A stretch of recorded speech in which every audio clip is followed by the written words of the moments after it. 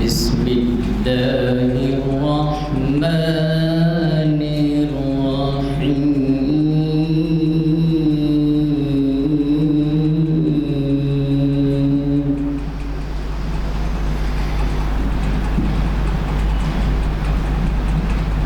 هو الله الخالق البارئ المصور له الأسماء الحسنى يسبح له ما في السماوات والأرض وهو العزيز الحكيم صدق الله العظيم. آج 19 ذی الحج 1445 ہجری مطابق 26 جون 2024 عیسوی دن چہارشنبہ بعد نماز عصر جامع مسجد عالیہ گنج فاؤنڈری کے کانفرنس ہال میں منعقد کی جا رہی ہے محفل اقبال شناسی 1165ویں نشست. عنوان ہے عبادت اور علامہ اقبال. مخاطب کریں گے عالی جناب محترم محمد ضیاء الدین نیّر صاحب. میں ادباً گزارش کرتا ہوں عالی جناب محمد ضیاء الدین نیّر صاحب سے وہ شہر نشید پر آئیں اور ہمیں مخاطب کریں. السلام علیکم ورحمۃ اللہ وبرکاتہ. حضرات، آپ تمام حضرات جیسے جانتے ہیں کہ 11 جون کو ہمارے پاس ایک سلور جوبلی پروگرام کے سلسلے میں ایک میٹ ہوئی تھی.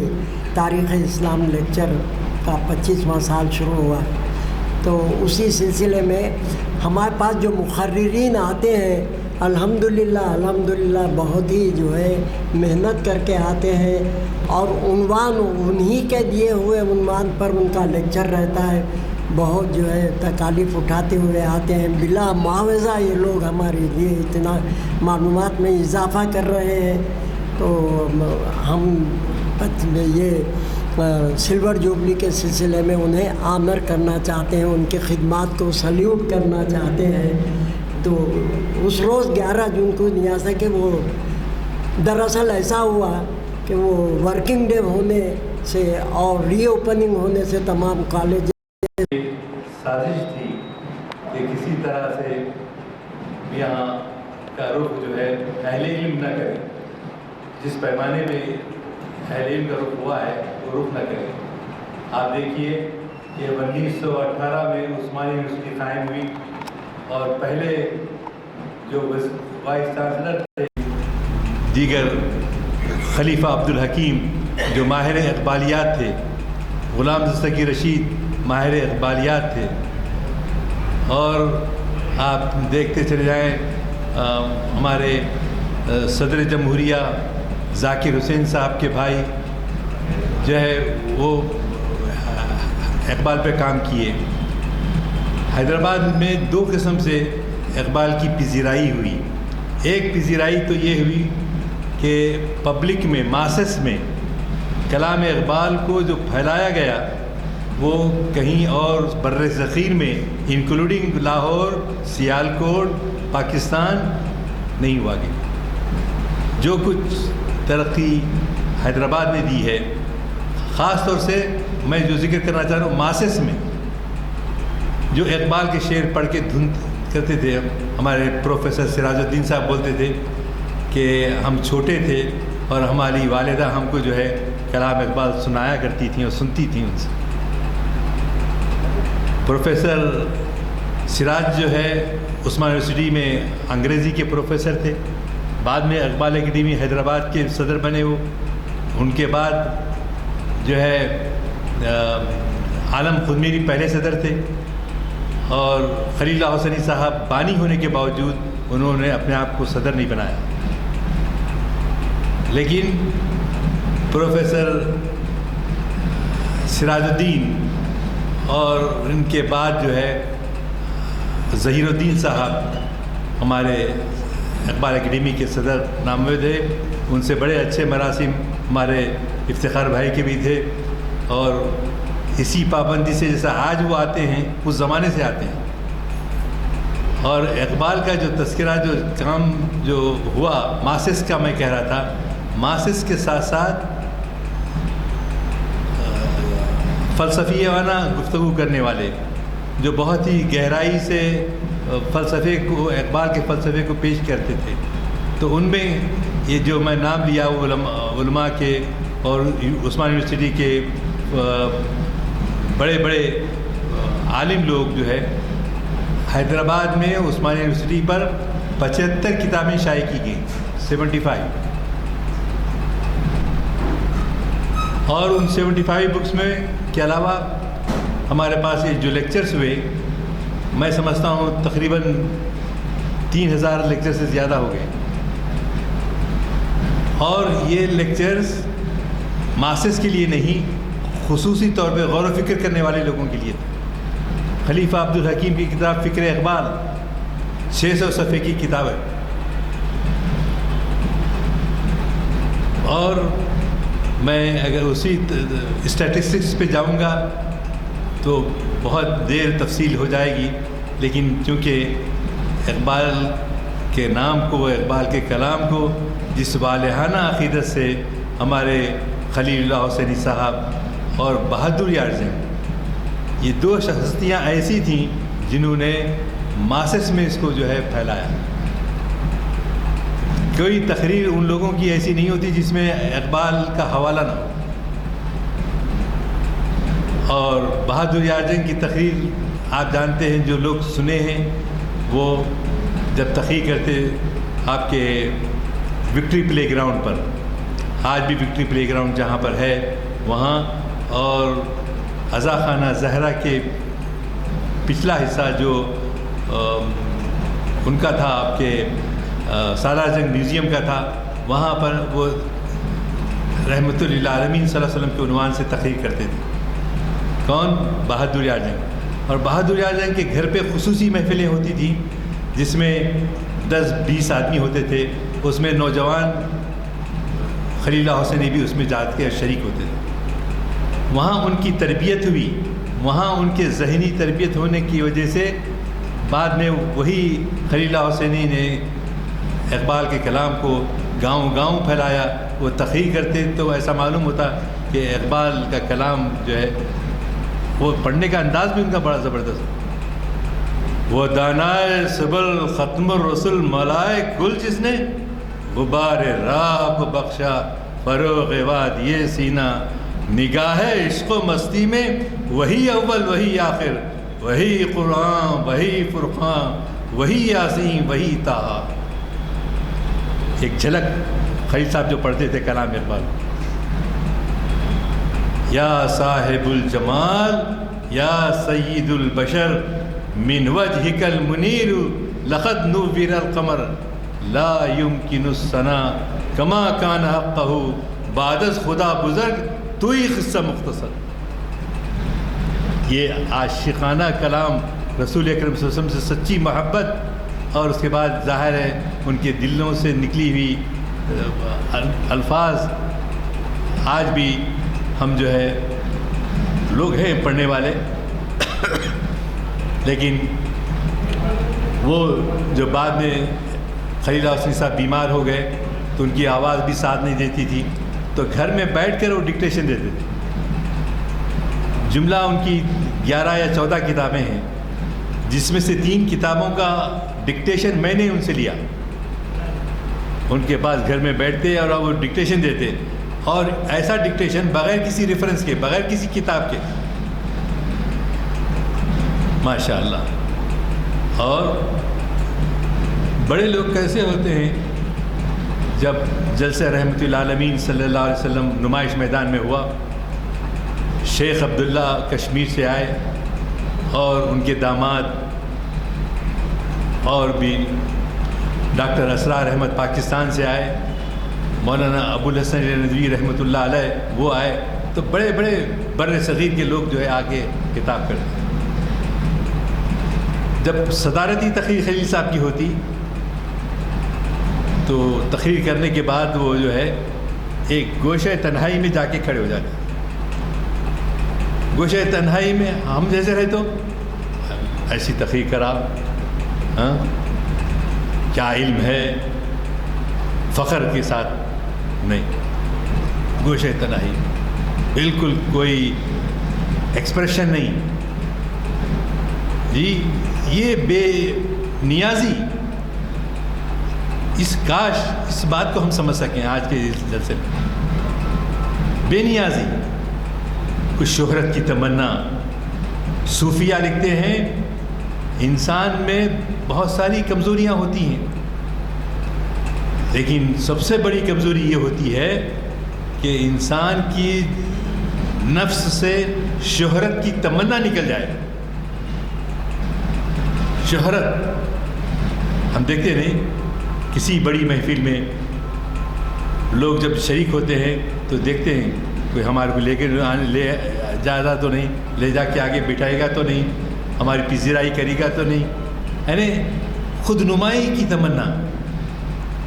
یہ وہ چیز ہے جو ہمارے جسم سے جو نکلتی ہے سب سے آخر میں نکلتی ہے۔ جب اللہ میاں حکم دے دیتے ہیں فرشتے کو، اور جب وہ فرشتہ روح کو قبض کر لیتا ہے تو کیا کیفیت ہوتی ہے اس کی یہی کیفیت ہے کہ آخر میں دم نکلے میرا تو جو ہے شہرت ہو، شہرت کی تمنا ہو۔ یہ شہادت گئے الفت میں قدم رکھنا ہے۔ لوگ آسان سمجھتے ہیں مسلمان ہونا، ہم مسلمان ہیں، ہم فخر کر رہے ہیں، یا ہمارے پاس دولت ہے، اس کی جو ہے ہم لوگوں کے سامنے پتہ نہیں کیسی بلڈنگ بنایا میں کیسی ہر سال کار بدلتا ہوں، لیکن یہ آپ اللہ میاں دیا ہے ضرور کیجئے، لیکن اس پہ فخر نہ کیجئے، اس پہ فخر نہ کیجئے، شکر اللہ کا کیجئے کہ اللہ نے ہم کو متفق کیا اور اللہ نے ہم کو یہ دی۔ کہیں ایسا نہ ہو کہ ابلیس ہم کو اپنے جام فریب میں لے لے، اور ہم جو ہے سب سے آج عبادات اقبال پر جو میں گفتگو کر رہا ہوں وہ یہی ہے کہ سب سے اہم چیز اپنے نفس سے خود نمائی کی تمنا، شہرت کی تمنا ہم اپنے نفس سے نکالیں۔ بے نفسی کی کیفیت ہونا، یہ جو ہے بہت بڑا علامہ اقبال کا یہ سبق ہے۔ کیا ہوا، ان کے ایک پڑوس میں مولوی صاحب رہتے تھے، تو مولوی صاحب دیکھتے تھے کہ بھئی اقبال جو ہے کچھ بڑی داڑھی جی، یا نہیں تو جو ہے ایسا لباس کر و فرقہ، لوگ جو ہے ہاتھ چومیں اور خیر مقدم کریں لوگوں کا۔ واللہ عالم ان کے دل کے اندر کیا تھا، لیکن عام طور پہ ہم دیکھتے ہیں کہ لوگوں کی تمنا کا اظہار ہو جاتا ہے کہ وہ کیا چاہتے ہیں۔ تو کوشش یہ ہونی چاہیے کہ ہم اپنے نفس سے کو جو ہے اپنے جان سے نکالیں۔ چنانچہ وہ مولوی صاحب کے اشعار میں اقبال نے بتایا ہے کہ کس طرح سے وہ چاہتے تھے۔ خلیفہ عبدالحکیم سے انہوں نے کہا کہ میں ریاکاری سے بچنا چاہتا ہوں، اور اس کے لیے سب سے اہم چیز یہ ہے کہ ہم جو ہے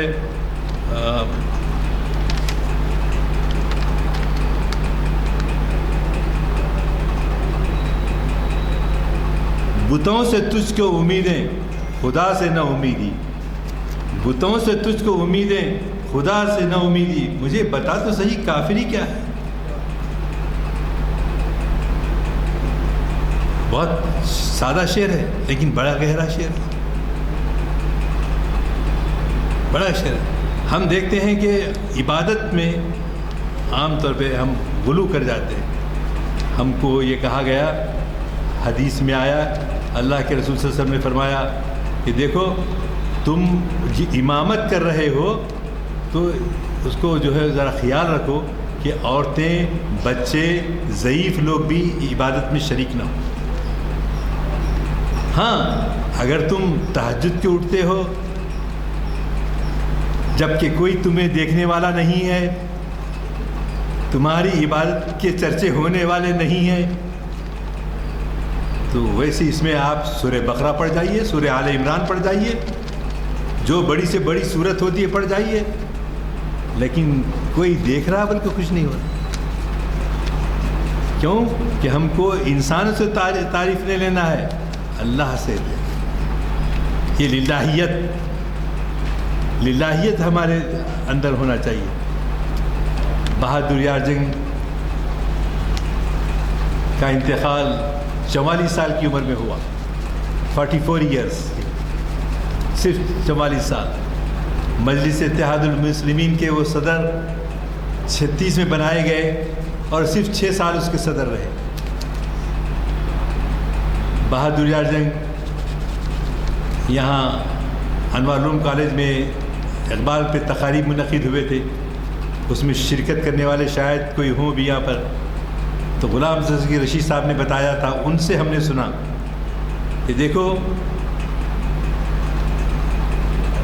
بہادر یار جنگ چاہتے تھے کہ علامہ اقبال یہ اشعار کیسے کہتے ہیں، ان کی کیا کیفیت ہوتی ہے.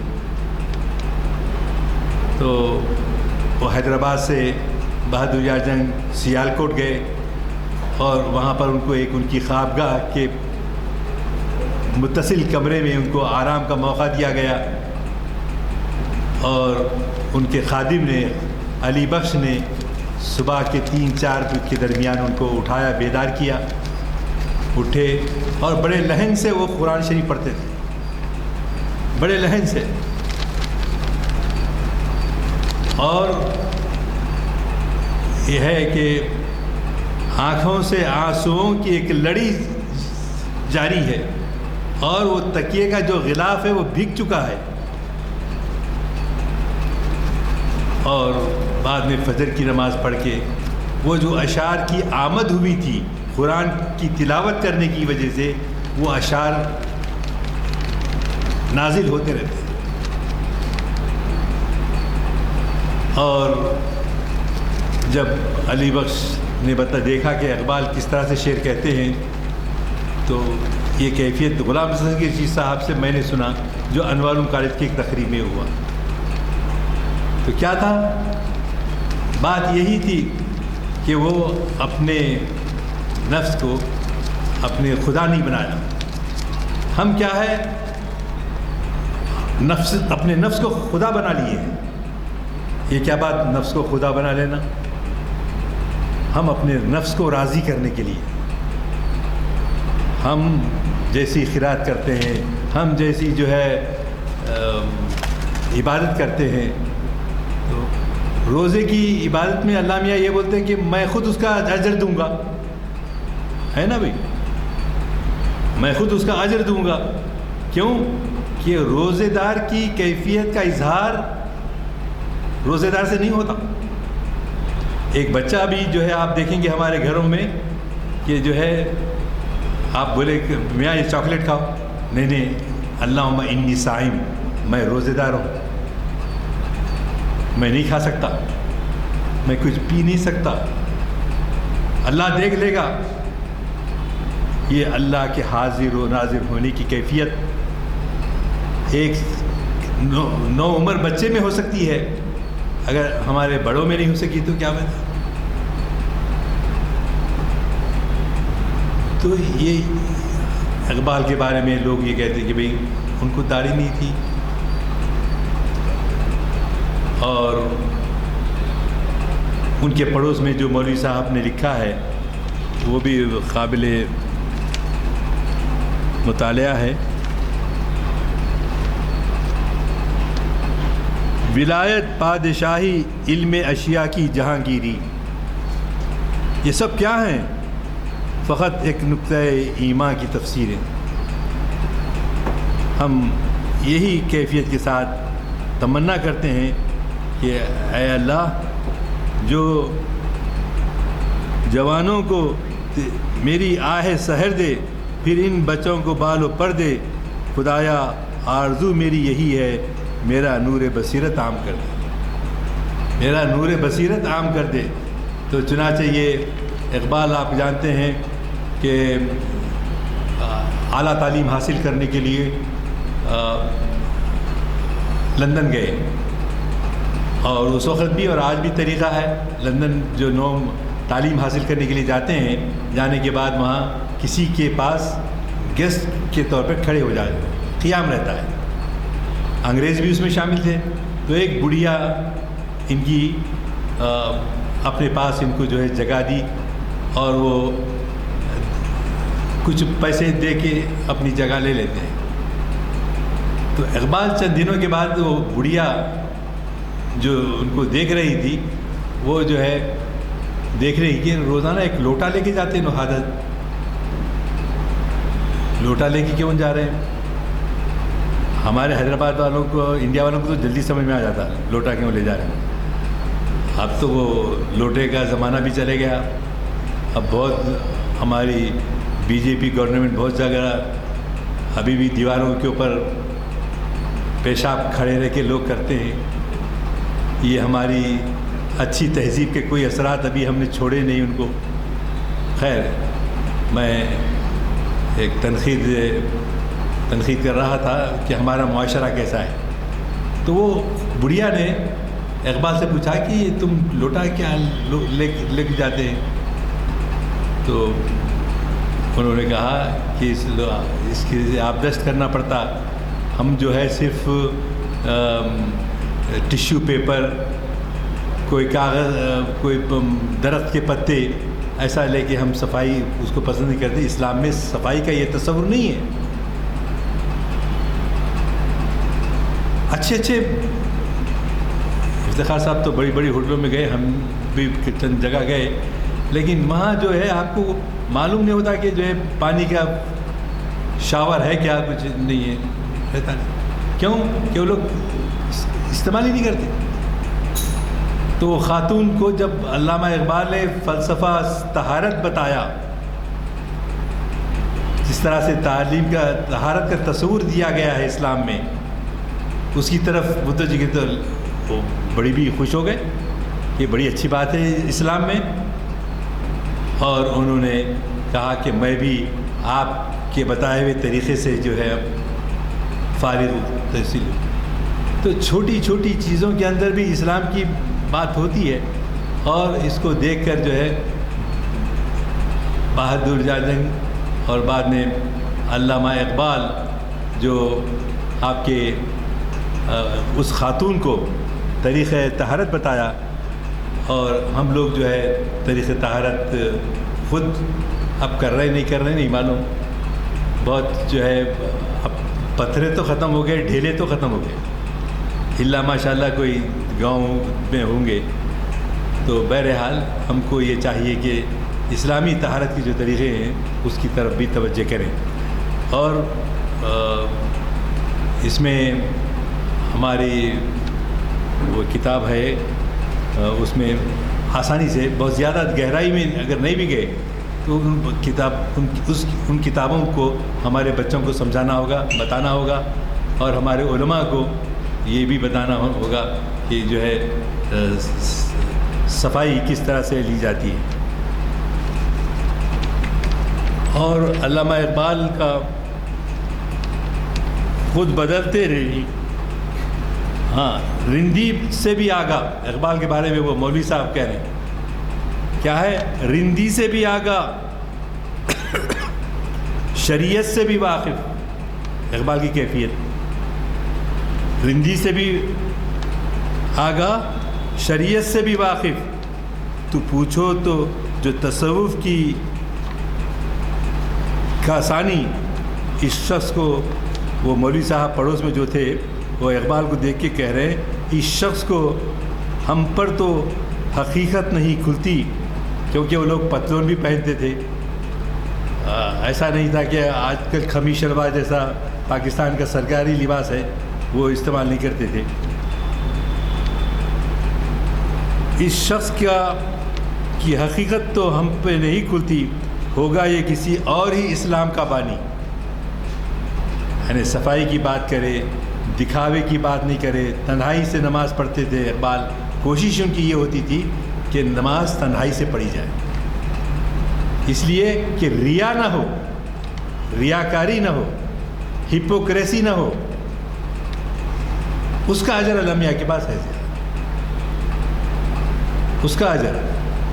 اسی طرح ہم اچھے کپڑے پہنے، اچھی گاڑی میں بیٹھے کرے تو بھی اکڑنے کی ضرورت نہیں، کیونکہ پھر اللہ میاں کے پاس اس کا سوال جواب ہوگا.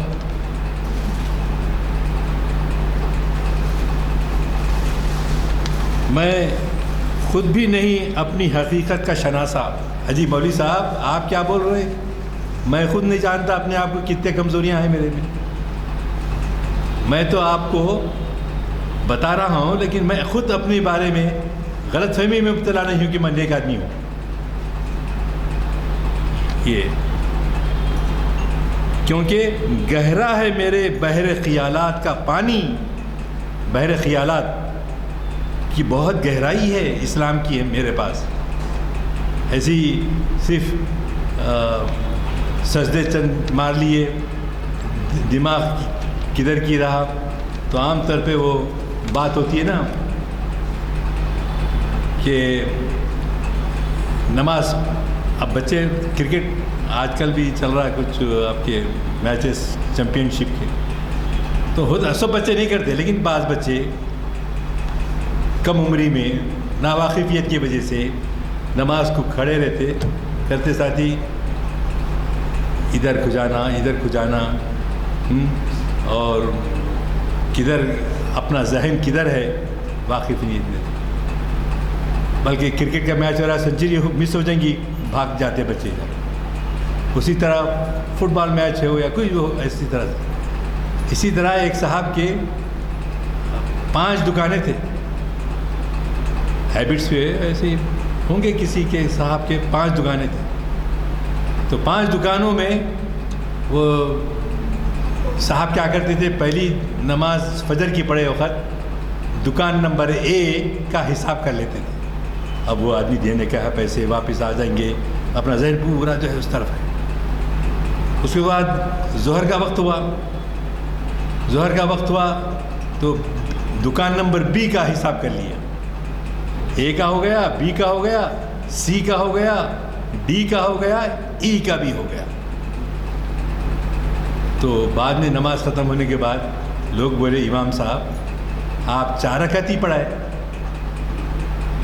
تو بولیں گے نہیں، میں 4 رکعت نہیں، پورے 5 نمازیں 5 رکعت جہاں بھی ہے، 4 رکعت کے 4 رکعت پورے میں امامت کیا. آپ کے پاس ثبوت کیا ہے؟ تو ایک مقتدی کو پکڑ کے پوچھے کہ بھائی مقتدی صاحب آپ کا دھیان نماز میں تھا یا کہیں اور تھا؟ آپ کچھ بول ہی نہیں رہے ہیں. تو ہماری نمازوں کا تو یہ حال ہے، ہمارا ذہن کدھر، ہمارا بزنس کی طرف، ہم کھیل کی طرف بچوں کو جو ہے راغب کرتے ہیں. تو ہونا یہ چاہیے کہ پورا تقوی کے ساتھ، اللہ کے حاضر و ناظر ہونے کی پورے یقین کے ساتھ اگر ہم نماز پڑھیں تو وہ نماز پڑھ رہے ہیں، وہ اثر ہی نہیں ہو رہا ہماری دعاؤں میں. کیوں کہ ہماری دعاؤں میں وہ اثر اس لیے نہیں ہے کہ ہم جو ہے ہمارا ذہن کسی اور طرف رہتا ہے، کسی اور. نمازو، روزو، قربانی و حج یہ سب باقی ہیں، تو باقی نہیں. اے مرد مسلمان، وہ کیفیت، وہ تقوی جو نماز میں کھڑے رہنے کے بعد ہونا چاہیے، وہ ہم کو جیسے رسول پاک صلی اللہ علیہ وسلم، صحابہ رضوان اللہ تعالیٰ مجمعین جس طرح سے ہمارے کو نماز پڑھنے کے طریقے بتائے، جس میں خلوص، تو یہ جو ہے ہمارے کو اپنی اصلاح کرنا ہے. اس کے وہ اسباب ہیں کہ جس کی وجہ سے ہماری نمازوں میں وہ خشوع و خضوع نہیں ہے، خشیت الہی نہیں ہے. ہم یہ جو پڑھ رہے تو خالی پیشانی پہ گھٹا آنے کے لیے نہیں پڑھ رہے، بلکہ ہم جو ہے خدا کے سامنے جواب دہ ہیں۔ یہ یقین محکم، عمل پہم، محبت فاتح عالم، جہاد زندگانی میں یہ ہے مردوں کی شمشیریں۔ تو نماز کے پڑھنے کے طریقے بتائے گئے، اس کے بعد زکوٰۃ ہم دیتے ہیں، تو زکوٰۃ دینے کے معاملے میں بھی وہ ہمارے عاقل صاحب اچھا بولتے تھے، کیا میاں آیا رمضان کا زمانہ تو جو ہے میرے اکاؤنٹ میں اگر ایک 50,000 روپے نکلتے ہیں تو میں کیا کرتا ہوں بیوی کے اکاؤنٹ میں ٹرانسفر کر دیتا ہوں۔ کیوں بھائی بیوی کے اکاؤنٹ میں؟ تو وہ 1 سال گزرا نہیں ان کے اوپر ہوتا نا، اگر میں رکھ کے لے کے بیٹھا تو 1 سال ہو جاتا، میرے کو دینا پڑتا زکوٰۃ۔ بیوی کے نام پہ کرا تو ان کے چونکہ تازہ ترین نہیں ہے نا، مذاق کے انداز میں انہوں نے بات کہی کہ انداز کس طرح سے۔ تو اس طرح سے عذاب دانش حاضر سے باخبر ہوں میں، عذاب دانش حاضر سے باخبر ہوں میں، اور شوق میری لے میں ہے، شوق میری نئے میں ہے، نغمہ اللہ میرے رگو پے میں ہے۔ اور ہم اپنے بچوں کی جو تربیت کر رہے ہیں، خاص طور سے علامہ اقبال کے والد کس طرح سے تربیت کرتے تھے اور ہم کس طرح سے تربیت کر رہے ہیں۔ علامہ اقبال بچپن سے نماز کے پابندی تھے۔ بعض لوگ بولتے کہ نہیں نماز اور بات چھوڑ دیتے تھے، وہ حساب کرنا ہمارا کام نہیں ہے، اللہ کے پاس ان کا ایسا، اللہ ان کی غلطیوں کو معاف کرے اور ہماری غلطیوں کو بھی معاف کرے۔ تو اللہ رب العزت جو ہے کہہ رہا تھا کہ نماز اقبال جو ہے بچپن سے ہی پڑھتے تھے، اور بچپن سے پڑھنے کے ساتھ ساتھ وہ روزے بھی رہتے تھے، اور قرآن سے بہت بے لگاہٹ لگاؤ تھا۔ اتنی شاندار ان کی آواز تھی جی، اور آواز کے ساتھ ساتھ اب بھی ہمارے پاس ماشاءاللہ اتنے اچھے قاری ہیں، اتنے اچھے امام ہیں، الحمدللہ آ رہے ہیں، لیکن آنے کے ساتھ وہ کیفیت دل میں پیدا ہو جائے، وہ کیفیت۔ اور اللہ ماشاءاللہ، میں یہ نہیں کہ آپ کا حساب کتاب کرتے بیٹھو، نہیں، بالکل ایسا نہیں سمجھنا۔ ہم ایک دوسرے کا حساب نہیں کرتے، ہم کو اپنا جائزہ خود لینا ہے، اپنا محاسبہ خود کرنا ہے۔ اور غلط فہمی میں رہ کے میں جنتی ہوں بول کے بولے تو نہیں ملتی جنت ایسی، حوروں کی تمنا میں ایسی جنت نہیں ملتی۔ ایسی جنت مل سکتی ہے جس میں علامہ اقبال جیسے لوگ اور بزرگان دین ایسے گزرے ہیں، جنہوں نے اپنی کیفیت نماز کی ایسی رہتی تھی کہ واللہ ہم عش اور تمنا کرتے رہ جائیں۔ ہم جو ہے اکیلے میں تنہائی میں جو نماز پڑھتے ہیں، اور جو دکھاوے کے ساتھ جو نماز پڑھتے ہیں، اور گھروں میں اپنے بچوں کے ساتھ، تو قرآن مجید جو ہے علامہ اقبال کا اوڑھنا بچھونا تھا۔ آپ کے قرآن شریف کے ایک تو میں نے کہا کہ تلاوت بہت اچھی شاندار تلاوت کرتے تھے، تو بچپن سے ان کے گھر کی جو دیوڑی تھی، اس دیوڑی میں جو ہے وہ بیٹھ کے قرآن شریف پڑھتے تھے۔ ابھی 14 سال 13 سال کی عمر تھی، تو ان کے والد جو ہے پانی لاتے لے جاتے ہوئے بولتے کہ بیٹے اقبال تم کیا کر رہے ہو؟ تو بچہ بولتا، باپ کو جواب دیتا، ابا جان میں قرآن شریف کی تلاوت کر رہا ہوں۔ پھر 2-3 دن گزر جاتے، پھر پوچھتے میاں کیا پڑھ رہے تھے؟ اب اریٹیشن بچے میں تو آتا نا، جوانی کی عمر میں اریٹیشن آیا، آپ کیا پوچھ رہے ہیں؟ بجان بار بار پوچھتے رہتے میرے، تو بیٹے تم کو یہ بولنا چاہ رہا ہوں، حالانکہ وہ صوفی تھے لیکن ایسے دعوے نہیں کرتے تھے، اور انہوں نے اپنے بچے کو کہا کہ تم قرآن ایسا پڑھو کہ یہ قرآن تمہارے سینے پہ نازل ہو رہا ہے۔ اگر سینے پہ نازل نہیں ہو رہا ہے اور اس کے معنی اور مفہوم سمجھ میں نہیں آ رہے ہیں تو پھر ہم کو وہ اجر کہاں ملے گا جس کی ہم متمنی ہیں. تو برادران عزیز، ہم کو بھی یہی کوشش کرنی چاہیے کہ ہم جو ہے نماز ایسی پڑھیں جو خدا کے سامنے کھڑے ہونے کا تصور ہو، خدا کے سامنے جواب دہ ہونے کا تصور ہو. اور یہ جب کیفیت پیدا ہوگی تو انشاءاللہ ہماری نمازوں میں بھی وہ خلوص آئے گا، ہمارے عبادتوں میں بھی وہ خلوص نظر آئے گا، اور ریاکاری سے ہم محفوظ رہیں گے. ریاکاری بہت ہی بری چیز ہے، بلکہ حدیث میں آتا ہے کہ ریا جو ہے شرک ہے، ریاکاری شرک ہے. تو لہٰذا ہم شرک سے بچیں، کیونکہ آپ جانتے ہیں کہ سب سے بڑا ظلم جو ہے ہم کر رہے ہیں وہ شرک کر کے کرتے ہیں. ہم کو اس سے بچنا چاہیے، اور نصیحت کرتے وقت بھی اس بات کا خیال رکھنا ہے کہ یہ لوگوں کو معلوم نہ ہو کہ ان اپنا جو ہے اپنی معلومات کا یا اپنے دکھاوے کا ایسا اظہار کر رہا ہے. اللہ سب سے پہلے مجھے معاف کرے، اور ہم سب کو بھی جو ہے وہ اجر، وہ محبت اللہ کے رسول سے وہ کس طرح سے آج تک حضرت بلال حبشی رضی اللہ تعالیٰ عنہ کی جو ہے ہم کیسے جو ہے وہ کرتے ہیں، محبت سے پیش آتے ہیں ان کے نام کے ساتھ، اس لیے کہ حضرت ابو بکر صدیق رضی اللہ تعالیٰ عنہ جو پہلے خلیفہ تھے، انہوں نے ان کے ایثار کا یہ عالم تھا کہ جب اعلان ہوتا مسجد نبوی میں کہ جو ہے ایک غزوے کے لیے، ایک جہاد کے لیے لوگ نکلنے والے ہیں، اپنے ساز و سامان، اونٹ، چرواہے اور جو ہے گھوڑے، جو کچھ دے سکتے ہو تم جو ہے مسجد نبوی کے پاس لا کے جمع کرو. ہمیشہ حضرت ابوبکر صدیق سب سے پہلے جو ہے ہوتے تھے، سب سے پہلے لانے والے ہوتے. اور کیا کرتے معلوم ہے؟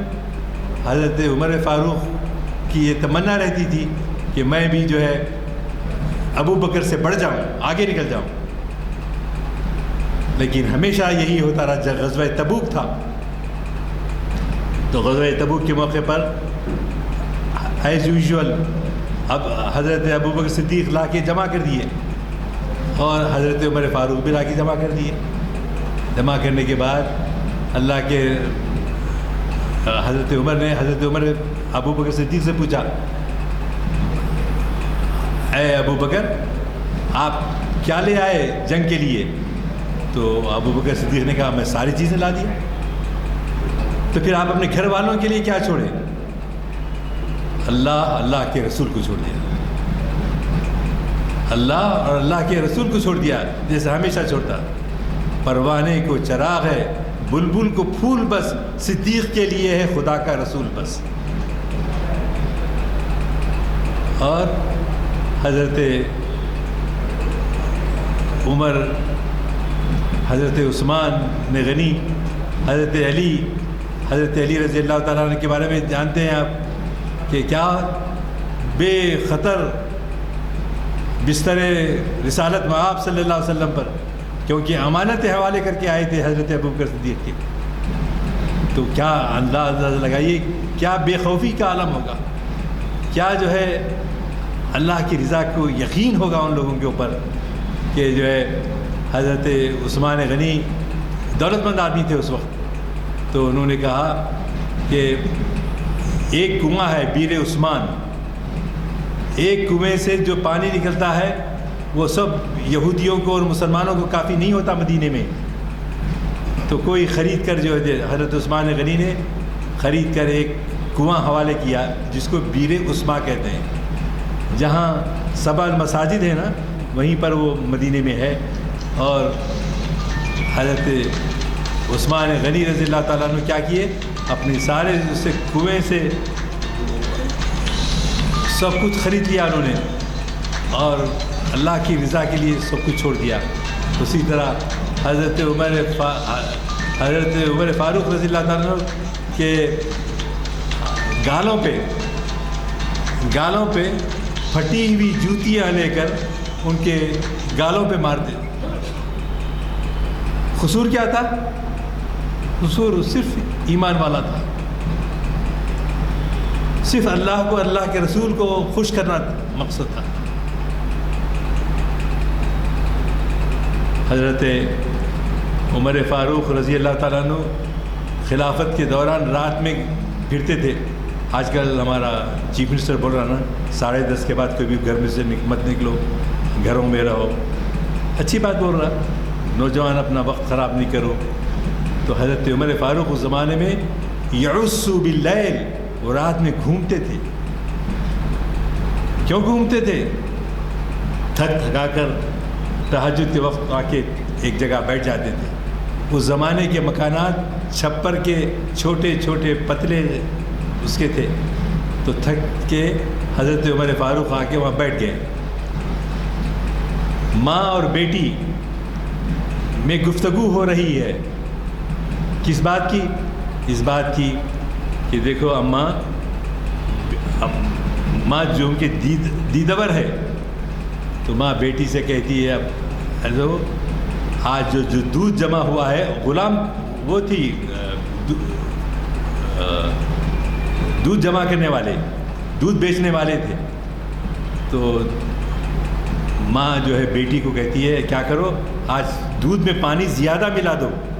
کیوں؟ اس لیے کہ ہم کو پیسوں کی ضرورت ہے. تو بیٹی بولتی ہے اماں جان خلیفۃ الوقت کا حکم ہے کہ پانی نہ ملایا جائے. تو چونکہ ماں بیٹی سے زیادہ جنرس اور معمر ہے، عمر والی ہے، تو کہتی کیا عمر فاروق آ کے یہاں دیکھنے والے ہیں؟ عمر فاروق اعلان کیے ہوں گے کہ پانی نہیں ملانا، دھوکہ نہیں دینا جی، لیکن کیا وہ آ کے دیکھنے والے ہیں؟ تو بیٹی نے کہا اماں جان ہم خلیفہ عمر سے تو بچا سکتے ہیں، لیکن ہم جو ہے اللہ کی آنکھوں سے نہیں بچا سکتے. یہ بات سنے مکالمہ کون؟ حضرت عمر رضی اللہ تعالیٰ سن کے وہاں سے نکل کے سیدھا مسجد نبوی گئے. نماز فجر پڑھ کے بیٹے سے کہنے لگے اے عاصم تم شادی کرنے والے ہو نا؟ تمہارا ارادہ شادی کرنے کا ہے؟ تم لڑکی کی تلاش میں ہو نا؟ تو عاصم نے جواب دیا جی ہاں ابا جان شادی کرنا چاہتا ہوں. تو باپ حضرت عمر فاروق خلیفہ وقت کہتا ہے ہم نے تمہارے لیے لڑکی دیکھ لی ہے. آج کل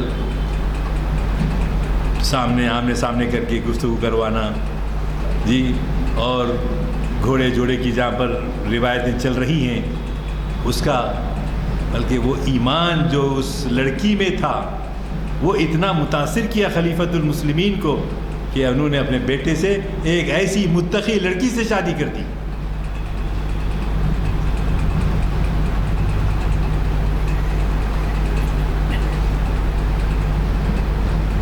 اوروں کا ہے پیام اور میرا پیام اور ہے، عشق کے دردمند کا طرز کلام اور یہ شہادت گئے الفت میں قدم رکھنا ہے، لوگ آسان سمجھتے ہیں مسلمان ہونا.